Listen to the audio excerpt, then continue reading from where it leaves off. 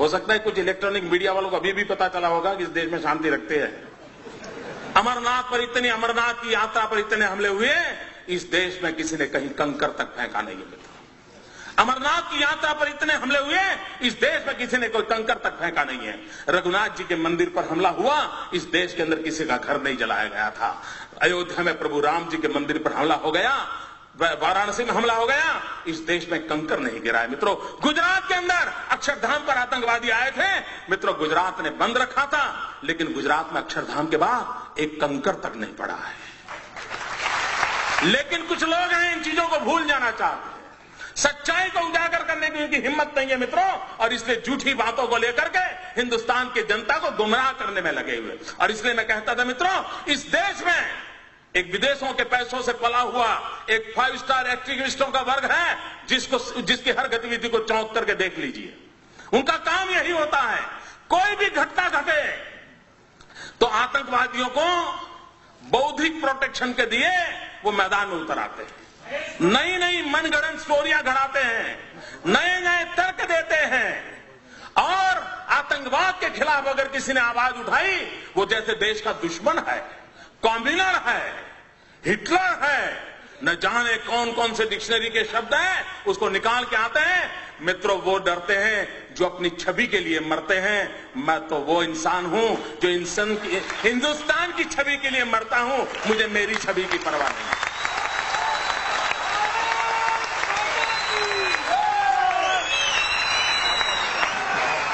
क्या करना है इमेज को दोस्तों, किसके लिए इमेज? फुलमालाएं पहनने के लिए? मैं पत्थर खाने के लिए तैयार हूं अगर मैं मेरे देश के किसी नागरिक की रक्षा कर सकता हूं। मैं सच्चाई के रास्ते पर जाना चाहता हूं, और मैं प्रधानमंत्री जो कहना चाहता हूं, आप अगर कोटा का कानून नहीं ला सकते हो, इतना तो करो भाई, राज्यों को अधिकार दे दो। आपको पॉलिटिकल कारण होंगे, मेरा पहला प्रदेश होगा, अगर मुझे अधिकार मिल जाए मैं सबसे पहले कानून बनाऊंगा और हिंदुस्तान के देश को बता के दिखा के रखूंगा मित्रों, आतंकवादियों का ऐसा सबक सिखाया जाता है।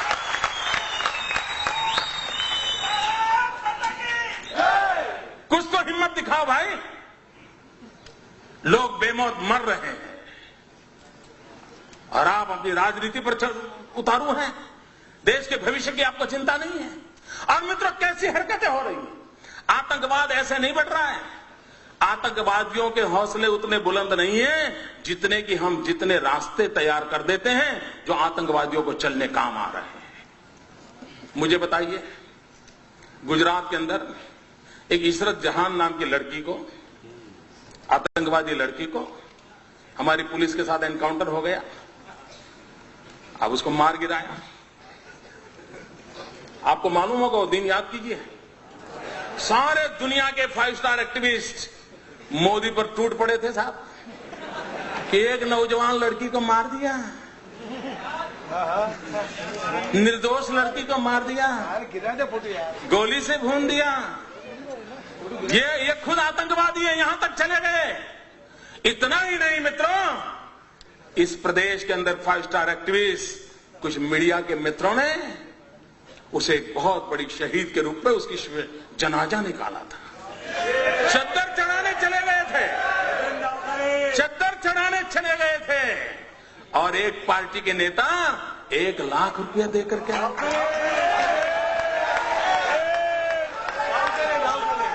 सब किया था, सब कुछ किया था। मैं चुप था, वैसे भी मैं ज्यादा बोलता नहीं।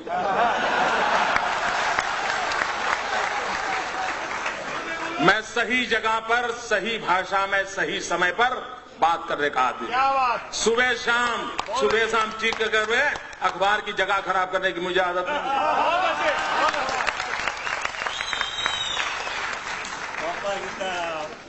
दो प्रकार के नेता होते हैं दोस्तों, कुछ नेता हैं जिनको सिद्धि में विश्वास है, कुछ नेता हैं जिनको प्रसिद्धि में विश्वास है।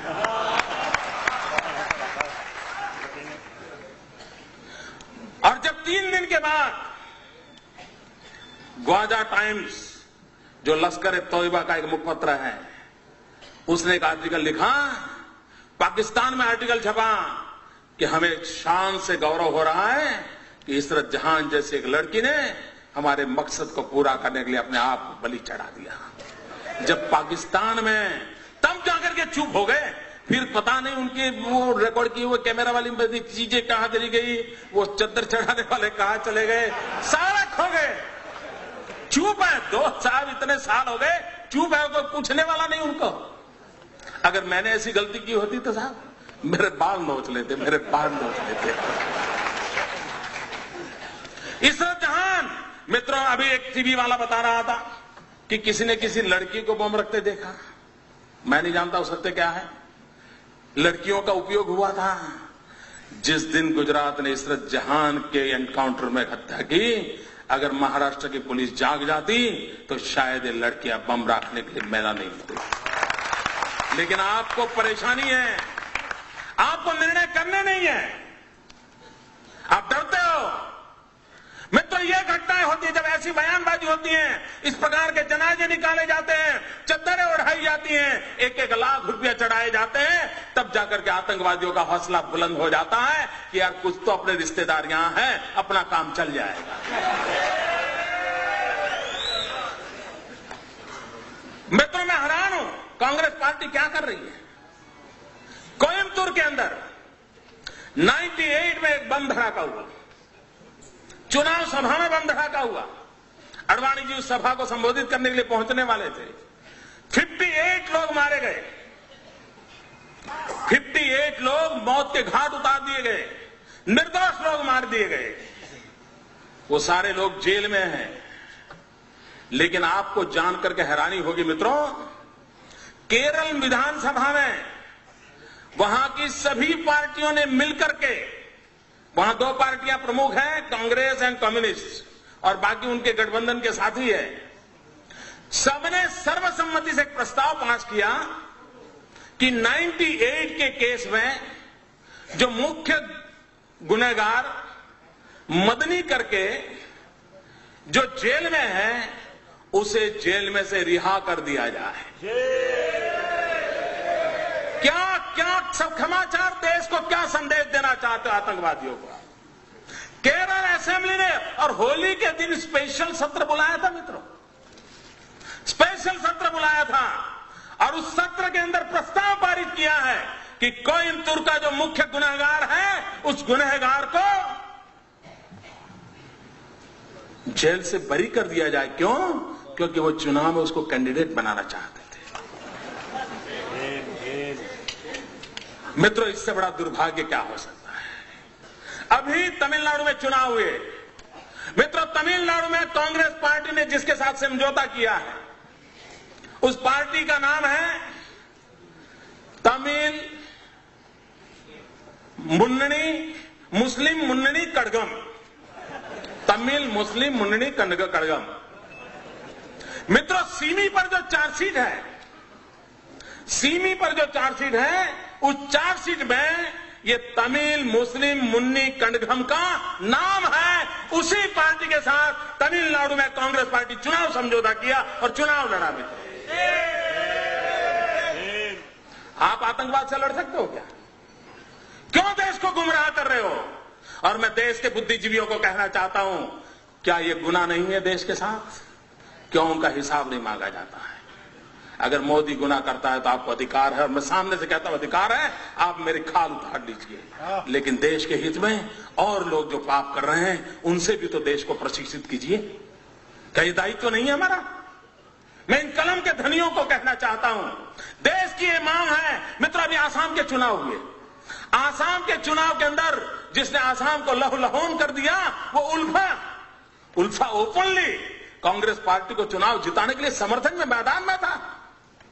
उल्फा जो आतंकवादी एक्टिविटी करता है, जो निर्दोषों को मारता है, किडनैप करता है, आप उसको चुनाव के अंदर आपका राजनीतिक फायदा हो रहा है, इसलिए उसका आप किस मुंह से आतंकवाद के खिलाफ लड़ोगे? मित्रों, बिहार में चुनाव हुआ, यूपीए का एक घटक दल उस चुनाव के अंदर एक मेहरबान को लेकर के चुनाव सभाओं में घूमते थे। क्यों घूमते थे? क्योंकि उसका दिखवावा बिन लादेन जैसा था। बिन लादेन जैसा दिखता है, ये बिहार में लोगों को दिखा करके वोट मांगे जाते थे। मुझे कल्पना कर सकते हो मित्रों, आज भी हिंदुस्तान में कोई रावण कितना ही शक्तिशाली क्यों न था, लेकिन कोई निकलता है रावण के नाम पर कुछ लेने के लिए। ये बिन लादेन को लेकर के निकलते हैं साहब, और बड़े गौरव से, और टीवी के मित्र भी बड़े शान से बताते थे कि ये देखिए बिल्कुल बिन लादेन जैसे दिखते हैं। पता नहीं उनका किस जन्म का रिश्ता है, मैं नहीं जानता हूं। क्या ये देश की सेवा हो रही है? मित्रों, मेरे भीतर एक आग है, इसलिए मैं बोल रहा हूं। मैं 200 लोगों की मौत देख नहीं सकता दोस्तों। ये मेरा राजनीति नहीं है, ये मेरी राष्ट्र नीति का हिस्सा है। और मित्रों, मैं राजनीति के लिए वादा नहीं किया।